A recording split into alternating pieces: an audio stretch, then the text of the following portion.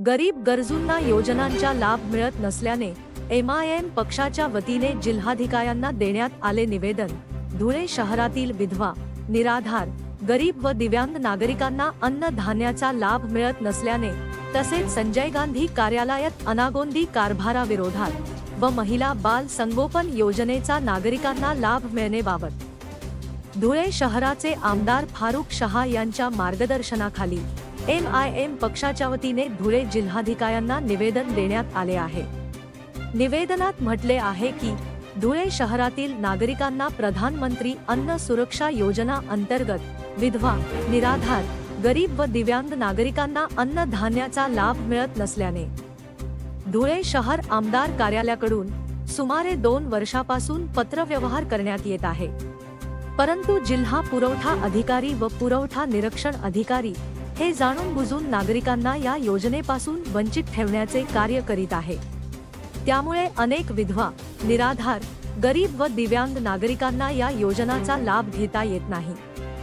तसेच संजय गांधी कार्यालयात देखील मोठ्या प्रमाणात अनागोंदी कारभार चालू असून मोठ्या प्रमाणात दलालांचा सुळसुळाट वाढल्यामुळे अनेक लाभार्थी योजनेपासून वंचित राहत आहे।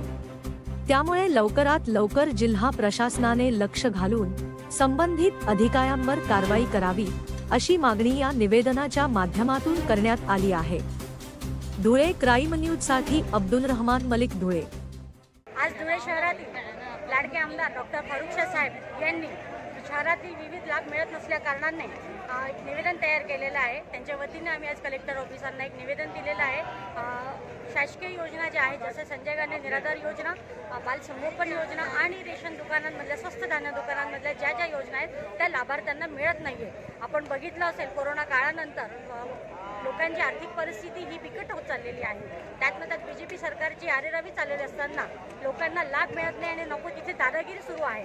आज आम्ही कलेक्टर ऑफिसला एक निवेदन दिलेलं आहे की रेशन दुकानांमध्ये जो काळा बाजार चालतोय तो थांबवण्यात यावा, संजय गांधी निराधार योजनेचा लाभ मिळवावा आणि बाल संगोपन योजनांमध्ये जे मुलांना लाभार्थ्यांना जी लाभ देताना कागदपत्रांची पूर्तता केल्यावरही त्रास दिला जातो तो देण्यात न यावा अशी विनंती केलेली आहे। आम्हाला अप्पर कलेक्टर ऑफिसकडनं कळलेलं आहे की ते येत्या दिवसांमध्येच एक शिबिर घेणार आहे आणि त्याच्यामध्ये लाभार्थ्यांना लाभ मिळवून देण्याचा त्यांनी आम्हाला शब्द दिलेला आहे। आज माझ्यासोबत धुळे शहराच्या महिला आघाडी शहर अध्यक्षा फातिमा आपा, मलाइका आपा, शकीला आपा, अकिला शेख, मेमुना खाला अशा विविध जण आम्ही पदाधिकारी येऊन साहेबांना एक निवेदन दिलेलं आहे। धन्यवाद।